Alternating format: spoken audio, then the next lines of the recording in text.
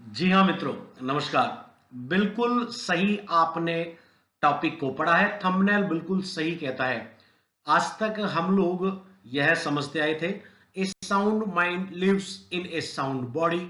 मतलब कि जिसे हिंदी में कहते हैं स्वस्थ तन में ही स्वस्थ मन निवास करता है। यह उक्तियां किसकी है?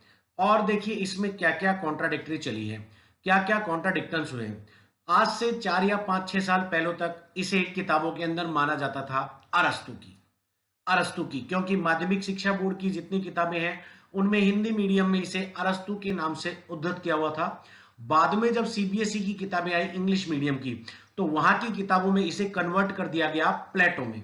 और यही कारण रहा कि कुछ भर्ती परीक्षाओं के अंदर स्वस्थ शरीर में स्वस्थ मन रहता है या स्वस्थ तन में स्वस्थ मन रहता है, यह हिंदी की परिभाषा जो है वह प्लेटो के नाम से उद्धृत होती रही है। लेकिन इसमें कुछ कॉन्ट्राडिक्शंस हैं जिनको मैं आपके सामने कुछ उदाहरणों के माध्यम से प्रस्तुत कर देता हूं। तो देखिए स्पष्ट कीजिएगा, सबसे पहले a sound mind in a sound body, a sound mind in a sound body, यह जो उद्धृत है, यह जो कथन है, यह सुकरात से पहले के एक ग्रीक दर्शन शास्त्री, आप जानते हैं सुकरात का काल कब से शुरू हुआ था? 500 बीसी के आसपास सुकरात का काल शुरू हुआ था। उससे पहले एक ग्रीक दर्शन शास्त्री आया था जिसे प्री सोक्रेटिक पीरियड, मतलब सुकरात से पहले के समय का काल कहते हैं। थैलेस नाम का व्यक्ति आया था 624 से 546 बीसी तक। उसने सबसे पहले यह उक्ति जो है कही, a sound mind lives in a sound body. और सबसे पहले उसने बताया कि शारीरिक व्यायाम, मानसिक संतुलन के बीच में एक संतुलन रहना बहुत जरूरी है अगर हम लाइफ को एंजॉय करना चाहते हैं। फिर दिक्कत क्या आई? दिक्कत यह आई कि प्लेटो के समय से पहले के जितने भी शिक्षा शास्त्री या दर्शन शास्त्री वहां हुए, उन्होंने अपने साहित्य को लिपिबद्ध करने पर जोर नहीं दिया। और सुकरात जो कि प्लेटो का गुरु था, सुकरात प्लेटो का गुरु था, प्लेटो अरस्तु का गुरु था। सुकरात के अधिकतर कही हुई बातों को प्लेटो ने लिपिबद्ध किया। सुकरात का दर्जा आज भी महान क्रांतिकारी का माना जाता है। महान क्रांतिकारी मतलब लेखन की क्रांतिकारी वाला। लेकिन सभी को पता है कि सुकरात अपने ज्यादा दर्शन लिपिबद्ध नहीं कर पाया, यह काम उसके शिष्य प्लेटो ने किया। अब प्लेटो ने कहीं भी ये बात कहीं नहीं लिखी है कि a sound mind lives in a sound body.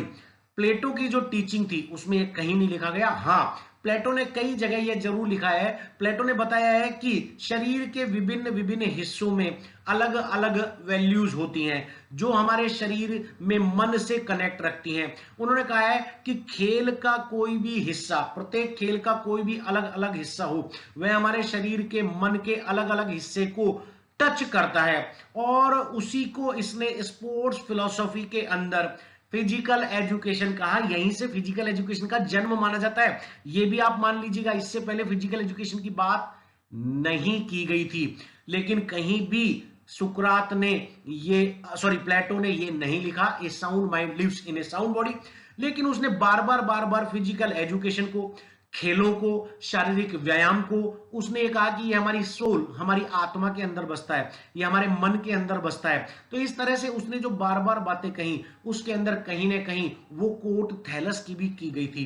क्योंकि थैलस का साहित्य बहुत ज्यादा लिपिबद्ध नहीं हो पाया। थैलस की कही हुई बात इतिहास में मुंह जबानी चलती रही, लिपिबद्ध करने का काम प्लेटो ने दे दिया। और यही कारण रहा कि यह एक कॉन्ट्राडिक्शन चली है। अब देखिए हम भी इसमें कुछ नहीं कर सकते। मैंने आपको स्पष्ट तौर पर बता दिया कब किसके द्वारा यह बात कही गई। थैलस के द्वारा यह परिभाषा आई जिसने क्रांति लाकर रख दी। और इसी क्रांति ने यूनान के अंदर प्रत्यावर्तन का काल लाया, चेंजिंग पीरियड लाया, जहां से खेलों को मनुष्य के व्यायाम के द्वारा उसके समुचित आदर्श का एक सर्वांगीण विकास का माध्यम माने जाना लगा। यहीं पर जो कट्टरवादी थे, जेनोफाइन जैसे, उन लोगों को यह कहा गया कि नई पीढ़ी को सोच दीजिए विकसितवाद की, इसलिए आदर्शवाद का जन्म हुआ। आदर्शवाद दर्शन शास्त्र की वह थ्योरी जो शारीरिक शिक्षा की दार्शनिक आधारों में से पहला आधार कहलाता है, सर्वाचीन सिद्धांत कहलाता है, सबसे प्राचीन सिद्धांत कहलाता है। लेकिन आपको यह भी क्लियर कर लेना है कि ये बातें कहीं भी प्लेटो के द्वारा नहीं लिखी गई। अब आज तक एग्जाम में यह चलता रहा है। हम भी इसको बताते रहे लोगों को, जहां भी हमसे पूछते रहे, क्योंकि मजबूरी है। बाध्यता क्या है? अधीनस्थ बोर्ड, लोक सेवा आयोग या जहां भी दिल्ली का आप एग्जाम देते हैं, वहां पर जब भी किसी क्वेश्चन के ऊपर आंसर ऑब्जेक्शन लगाने होते हैं, तो वो ऑब्जेक्शन लगाने के लिए आपसे प्रतिष्ठित लेखकों या प्रतिष्ठित प्रकाशनों का जो है प्रूफ मांगती है।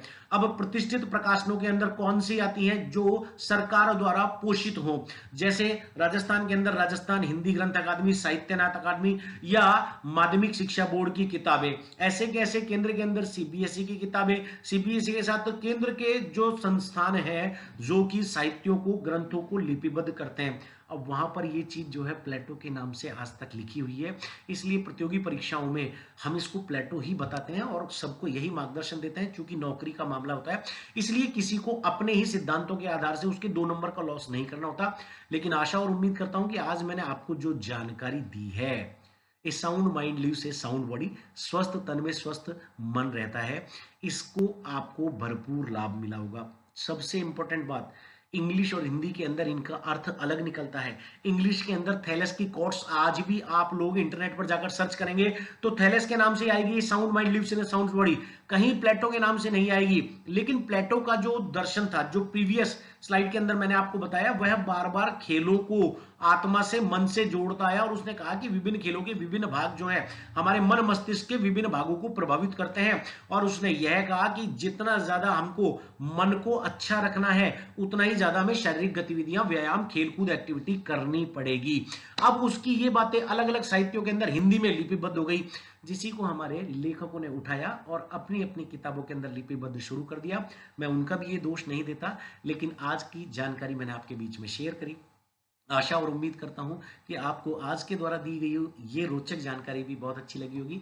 और अगर आपको अच्छी लगी हो तो वीडियो को सब्सक्राइब करवा दें, लोगों से शेयर करें। जितना ज़्यादा अधिकतम साथियों तक ये बात पहुंचेगी, उतनी ज़्यादा शारीरिक शिक्षा में अवेयरनेस आएगी। ज्ञान को अपने पास संचित रखने से ज्ञान खत्म हो जाता है। ज्ञान को एक से दूसरे के पास प्रवाहित करने से ज्ञान की ज्योत अगिनत चलती है। हमारे भारतीयम के जो व्यायाम चला करते थे 1980 के दशक में, भारतीयम के व्यायाम इतने शानदार व्यायाम हुआ करते थे कि वो यूरोपियन पद्धति को बीट करते थे। लेकिन वो साहित्य हमारे पास हम लोग सहेज नहीं पाए, इसलिए वेस्टर्न कल्चर की तरफ हमें जाना पड़ा। भारतीय दर्शन के अंदर भी इतना सब कुछ है कि अगर हम चाहें तो हमारी साहित्य संस्कृति को बढ़ावा दे सकते हैं। तो मैं इसलिए आपसे निवेदन करूंगा कि आपको शारीरिक शिक्षा के लिए ऐसे वीडियोस को ज्यादा से ज्यादा लोगों के पास पहुंचाना चाहिए, ताकि इन पर वाद विवाद चलता रहे और नए नए तथ्य खोजकर हम लोगों के बीच में लाए जाते रहे। नमस्कार, जय हिंद, जय भारत।